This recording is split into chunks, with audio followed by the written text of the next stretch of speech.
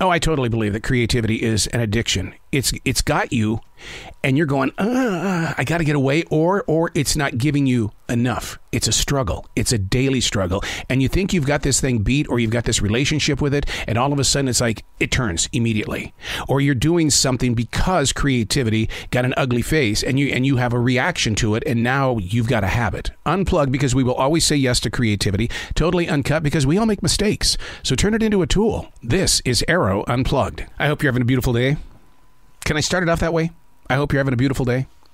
I was just with Sam J. Jones, and we started the conversation with something very positive, because he says, I'm fantastic. And I said, ooh, wait a second. Someone who says they're fantastic has to live that life. That is something you have to live up to. And he goes, I'm not going to be that guy who says, I'm having an okay day. No. I'm always going to say it's a fantastic day. And just saying that, it just gives you that empowerment. It gives you that confidence that we're going to take a step forward. Our neighborhood gathered last evening to celebrate the end of the summer. It's an annual event, blessed with multiple flavors of ice cream and everything that goes with it. For the past 2 years, though, this was nearly impossible due to COVID-19. All of that togetherness was kind of set to the side. Even though we did get together, it wasn't in the large group that we had last night. Last evening was an experience amongst itself. It was just very different because it was the new, the young, the old, the past, and the present residents arriving in the same place at the same time inside this circle of continuation. I love the feeling of knowing how strong we are as a neighborhood and how helpful we remain. We're lucky. We're blessed. Encouraged to always make time available to be present with each other's challenges and changes while setting the dates for the next chili cook-off and, of course, the Christmas party with the white elephant game. Always in the mindset of growing together while moving forward. This includes 2-year-old Garrick. Yep, Garrick was there last night. And what's so freaky weird about that is that my wife and I in this neighborhood have seen so many children grow from the thought of having children into adults that are now out into the real world. Blows me away. But I love it. It's part of the journey, the walk forward. Hey, it's Arroe. This is The Daily Mess, a chronological walk through an everyday world. I am a daily writer. I pay attention. And I don't know if that's because my father used to tell me all the time, pay attention. Pay attention. You'll see things that'll happen, but if you don't, it's because you didn't pay attention.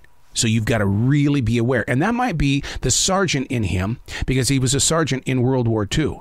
Imagine being in Germany during those winter months and you took your mind off the game. You weren't paying attention. Ooh. This is The Daily Mess. We've all had that feeling. And maybe not. But that feeling of always feeling late. Late for something. No matter how early I arrive to an event, I feel like something could go wrong and that could cause me to be late. Allegrophobia is what that's called. Time anxiety. People who dread the passage of time. You feel like you're wasting time and it's too late to begin something brand new. Those that suffer live by the calendar. Oh, that's me. I always tell people I live by my Google Calendar. Now, the question is, what causes this? And of course, I had to do some research on it. And research shows it could be the fear of living without meaning, a need to please others, being judged by others. So now I got to know, how are we going to manage this, right? Well, it means being aware of what your triggers are. Make yourself mindful of what's important in your place of now. And this is a daily discipline. This is not going to happen overnight. Or like the doctor once said to me, you've got 60 years of bad habits. You're not going to be over this in 6 weeks. That's pretty heavy to come from somebody, a professional. You've got to always know where you are. And you know what? I talked about professionals. They're always there to help you. Nothing happens in my day until I write. That is the very first thing that I do the second I get out of bed. I write. And yet, at 8:12 this morning, I knew I was running late to get into the studio. I was 12 minutes late because I have to be in there at 8 o'clock, but I was 12 minutes late. Oh, it's not a burning feeling or an irritating itch. The feeling is disappointment.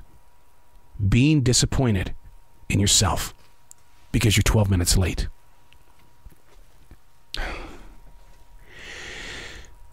Those moments where you think you're in control, but you're not. I saw him in martial arts, becoming a 3rd degree black belt. He used to tell me all the time, he says, "Are you in control?" Yeah. But can you control being in control? No, there's a lot of things around me that are moving. Okay, you've got to be able to be in control if you want to be in control. But you can't control the elements of the atmosphere around you. So therefore, when it gets chaotic, then the chaos inside your mind, body, and soul is going to sit there in front of you.